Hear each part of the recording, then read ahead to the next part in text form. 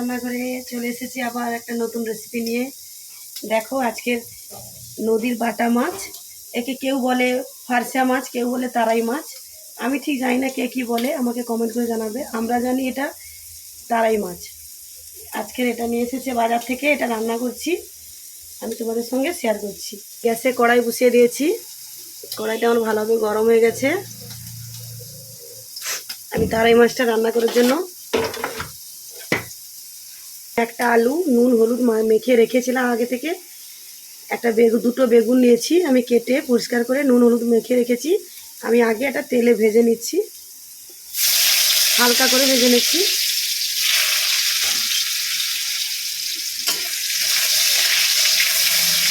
আমার ভাজা হয়ে গেছে, আলুটা আমি তুলে নিচ্ছি। হালকা হালকা করে ভেজে নিয়েছি আলুটা। এবারে আমি করে বেগুনটা ভেজে নিচ্ছি।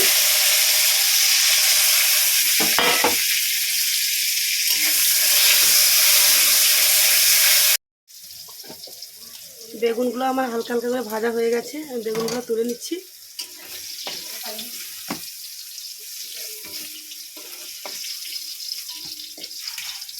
আমি ওই তেলে ভাজা হয়ে গেছে আমার বেগুনগুলো।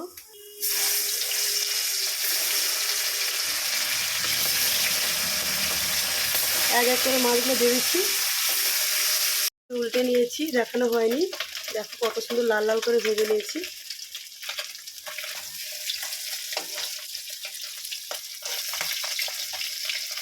খুব সুন্দরভাবে ভাজা হয়ে গেছে, আমি তুলে নিচ্ছি।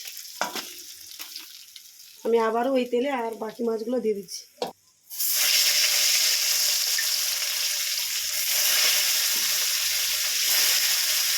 মাছটা কিন্তু খেতে খুবই ভালো লাগে টেস্ট। ঠিক আছে, সব মাছগুলো ভাজা হয়ে গেছে। এবার আমি ওই একই তেলে আমি তরকারিটা তুলে দিচ্ছি, মশলা কষে নেব। পেঁয়াজটা দিয়ে দিচ্ছি,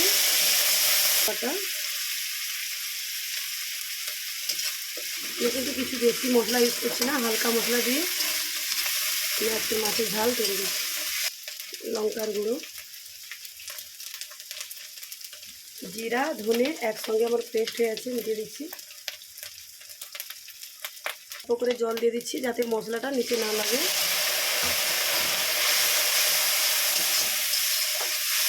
পর্যায়ে সরষে বাটা দিয়ে দিচ্ছি,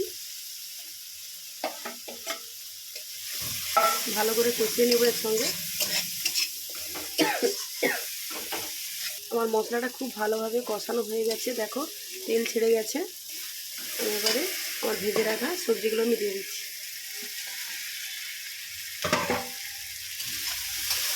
স্বাদ মতন লবণ দিয়ে দিচ্ছি।